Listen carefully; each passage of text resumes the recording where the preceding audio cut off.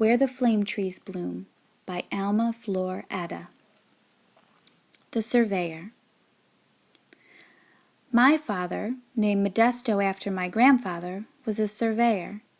Some of the happiest times of my childhood were spent on horseback, on trips where he would allow me to accompany him as he plotted the boundaries of small farms in the Cuban countryside. Sometimes we slept out under the stars, stringing our hammocks between the trees, and drank fresh water from springs. We always stopped for a warm greeting at the simple huts of the neighboring peasants, and my eyes would drink in the lush green forest crowned by the swaying leaves of the palm tree. Since many surveying jobs called for dividing up land that a family had inherited from a deceased parent or relative, my father's greatest concern was that justice be achieved. It was not enough just to divide the land into equal portions. He also had to ensure that all parties would have access to roads, to water sources, to the most fertile soil. While I was able to join him in some trips, other surveying work involved large areas of land. On these jobs, my father was part of a team, and I would stay home, eagerly awaiting to hear the stories from his trip on his return.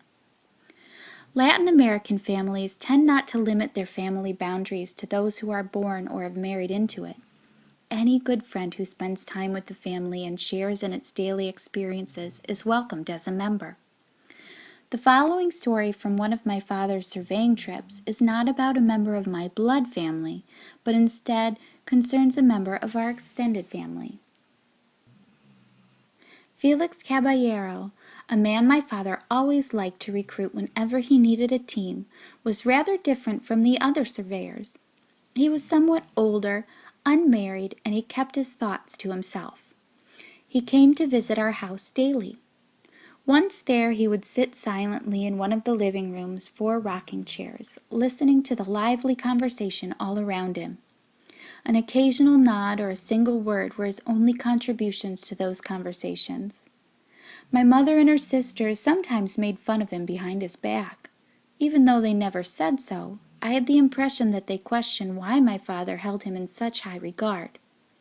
Then one day my father shared his story. We had been working on foot in the mountainous country for most of the day. Night was approaching. We still had a long way to go to return to where we had left the horses, so we decided to cut across the other side of the mountain, and soon found ourselves facing a deep gorge. The gorge was spanned by a railroad bridge, long and narrow, built for the sugarcane trains. There were no side rails or walkways, only a set of tracks resting on thick, heavy cross ties suspended high in the air.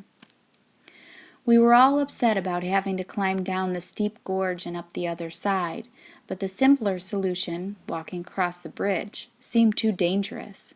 What if a cane train should appear? There would be nowhere to go. So we all began the long descent, all except for Felix. He decided to risk walking across the railroad bridge. We all tried to dissuade him, but to no avail. Using an old method, he put one ear to the tracks to listen for vibrations. Since he heard none, he decided that no train was approaching, so he began to cross the long bridge, stepping from cross-tie to cross-tie between rails, balancing his long red and white surveyor's poles on his shoulder. He was about halfway across the bridge when we heard the ominous sound of a steam engine. All eyes rose to Felix. Unquestionably, he had heard it too, because he had stopped in the middle of the bridge and was looking back. As the train drew closer, and thinking there was no other solution, we all shouted, "Jump! Jump!" not even sure our voices would carry up to where he stood so high above us. Felix did look down at the rocky riverbed which, as it was the dry season, held little water. We tried to encourage him with gestures and more shouts, but he had stopped looking down. We could not imagine what he was doing next, squatting on the tracks, with the engine of the train already visible. And then we understood. Knowing that he could not manage to hold on to the thick wooden cross ties, Felix laid his thin but resilient surveyor's poles across the ties parallel to the rails. Then he let his body slip down between two of the ties as he held on to the poles. And there he hung below the bridge, suspended over the gorge, but safely out of the train's path.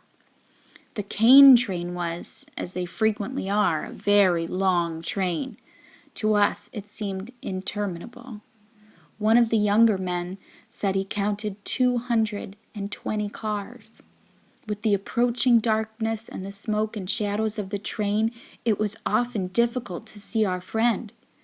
We had heard no human sounds, no screams, but would we have heard anything at all with the racket of the train crossing overhead? When the last car began to curve around the mountain, we could just make out Felix's lonely figure still hanging beneath the bridge.